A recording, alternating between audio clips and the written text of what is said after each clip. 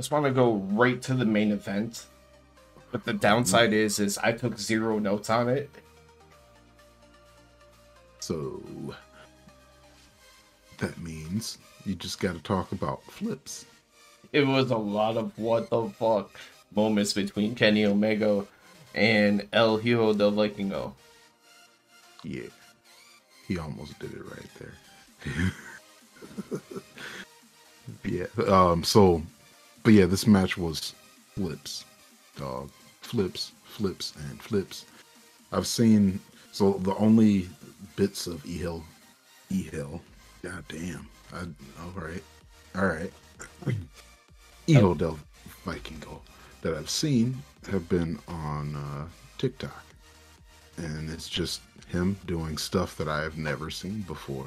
So I was really hyped for this match today, just because that's all I had of him, and I knew that this was going to be great. The downside is you kind of wish somebody like that wasn't coming in just to kind of do like a spotlight match and then be done. Right. Yeah, we'd love to see that again. Well, I'd love to see him in the ring with although apparently he's been in the ring with Ray recently. Mm-hmm. I would love to see him and Ray Phoenix. Or on our television. Take your pick. Yeah. I'm like, take your pick with any one of the lucha style wrestlers and banger. It's gonna be so much fun. I hope to see him around on our TVs there more often. Who says Forbidden Door just has to be New Japan and AEW? Even though it's presented that way, you can bring in other random people here and there, and that'd be great to see him there too. All right. Question for you. So, over under 20 rotations for Hijo del Vikingo in this match. What do you think? I'm not talking separate flips. I'm talking rotations themselves. What do you think? Over 20?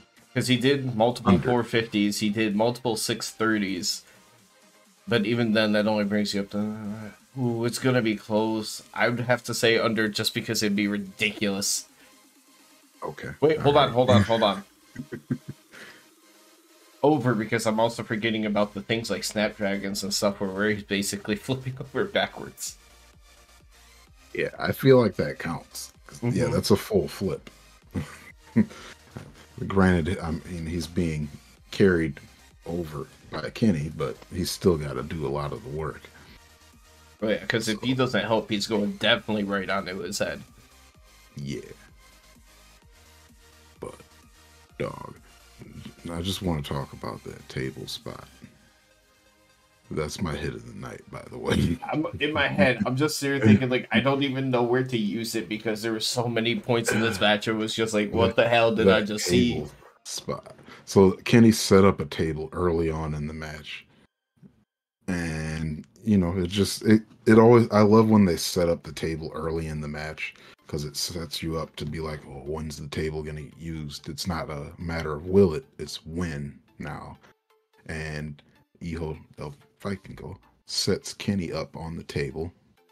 He's in ring. He bounces off the other rope, comes back. Was it a 630 or was this the 450 here? No, it was the 630 senton. Yeah, 630 he hits. A 630 senton over the ropes onto a Kenny, onto a table. Hits his head off the ring apron on the way down. Yeah, the back of his head could not have felt good. Yeah. Didn't he do like a step-up springboard when he ran back? Yes, he did. And just so many rotations. Rotating. Just rotating all over. See, the one thing that you said, that was said, is lots and lots of flips. But also, the number of times somebody got dropped on their head or hit their head in this match. Like, even commentary was pointing out when it happened to Kenny. Yeah, flips and spots where people land on their head. Scary stuff. and Kenny was getting cheered, but it felt like he was trying to work heel a little bit.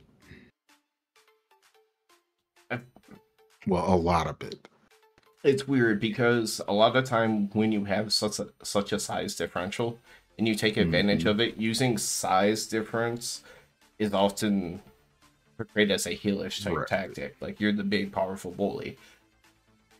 I mean, but it's a wrestling competition. Yeah. I mean, he was also the first one, you know, it wasn't a no DQ match, and he's going for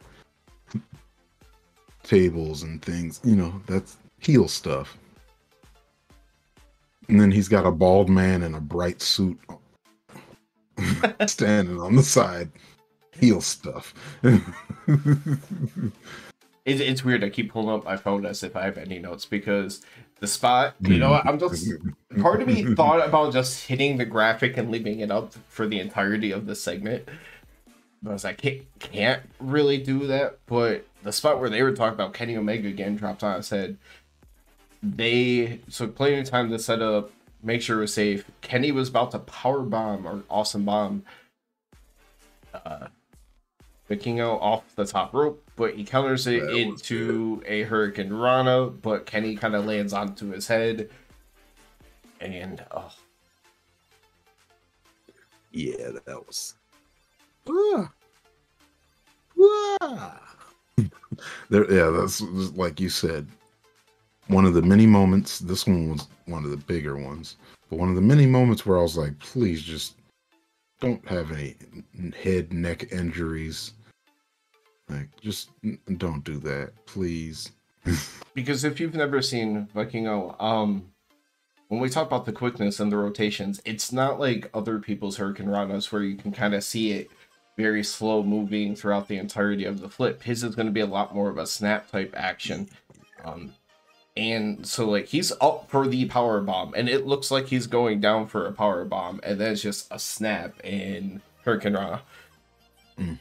Yeah, like most people, when you notice if they're about to do a Hurricane Rana out of, you know, if they're about to do a Hurricane Rana counter, you're gonna know. With him, it was just like, flip. Oh, whoa. I thought he was about to get power bombed right there for real, because you can tell when they're about to counter out usually. Let's get this part out of the way right now, because there's going to be still probably some stuff that we go back to talk about it. Of course, Kenny wins this match. Yes. With V triggers, and then one wing and Angel gets the win. All that happens. Yeah, of course, Kenny had to get the win. I did have one issue with this match.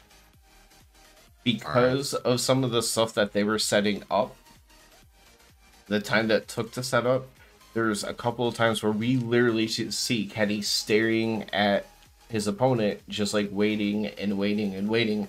Like, the first time I had said holy shit during this match, when Kenny was in the corner and Vikingo was up on the ropes, and he did the 450 into the Hurricane Rana underneath him. Kenny just sat there underneath him, waiting for that to catch him for so long, just staring up, and it was so blatant on the camera. Yeah, I feel like they could have done a better camera angle on a couple of those, because there was a couple of those that I do remember seeing. That one in particular, where he was stepping up on the edge of the ring. The ring apron, yep. Yeah. Before the monkey flip and everything. The camera's like right in on Kenny, and you're just like looking at Kenny, looking up, waiting to get hit. I feel like he kind of maybe slightly figured it out during the middle or later part of this match, because there was times there he's waiting where he at least kind of put his arms up as if he's a staggered person, and really he's just prepared to be hit, but he's on his feet. But early on, when you're just seeing him like stare upwards, like waiting and waiting and waiting, I was like, I kind of hate this view, but what the heck is about to happen? Yeah, they're the timing wasn't all there for this, and if they ever had a rematch in AAA or something. I would love to see that. Love to see that. I'm just saying, somebody needs to book it. Just saying. So my boy Justin, what are you saying, man? now, with that being said, because nothing really pairs too well with everything else that was going on, one of the other parts of the story of commentary was the fact that, Kenny can't be in the right headspace because we start the show off with the Young Bucks being taken to hospital. Hangman goes with them. Kenny's getting into it Don a little later about how he should be at the hospital, and Don is clearly like pushing, saying like, "You're a solo guy again. You have a match. Get your focus. It might be for the best." As you refer to him being a heel type character, being on the outside, that bald man with the shiny suit. Yeah, bald man with a shiny suit, always a heel. Yeah, and like he just like they could just get the word heel and just put it on the back of the suit, and he'd be just standard heel, pretty much. But yeah, I don't know. Yeah, Don Callis was definitely trying to push Kenny to. He is well. You see, he's definitely trying to push him away from the elite in general. He wants him back to the belt collector, the cleaner, like that heel wrestling god.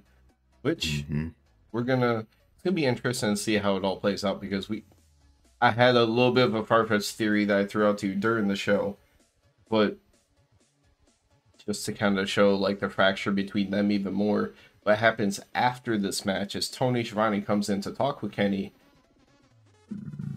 but the BCC shows up.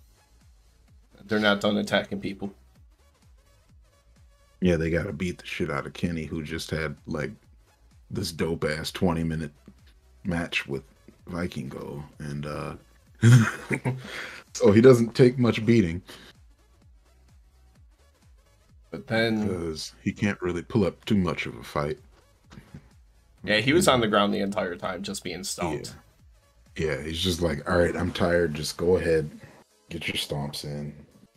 Come on, Hangman, hurry up. The way too common trope of, after a little bit of time, now we get to see the ambulance pull up, which means we still got another minute before Hangman gets out there with the weapon and chases him off. Yeah, so Hangman stole an ambulance. Apparently. This is the story so far, is that Hangman stole an ambulance to come back and save Kenny Omega.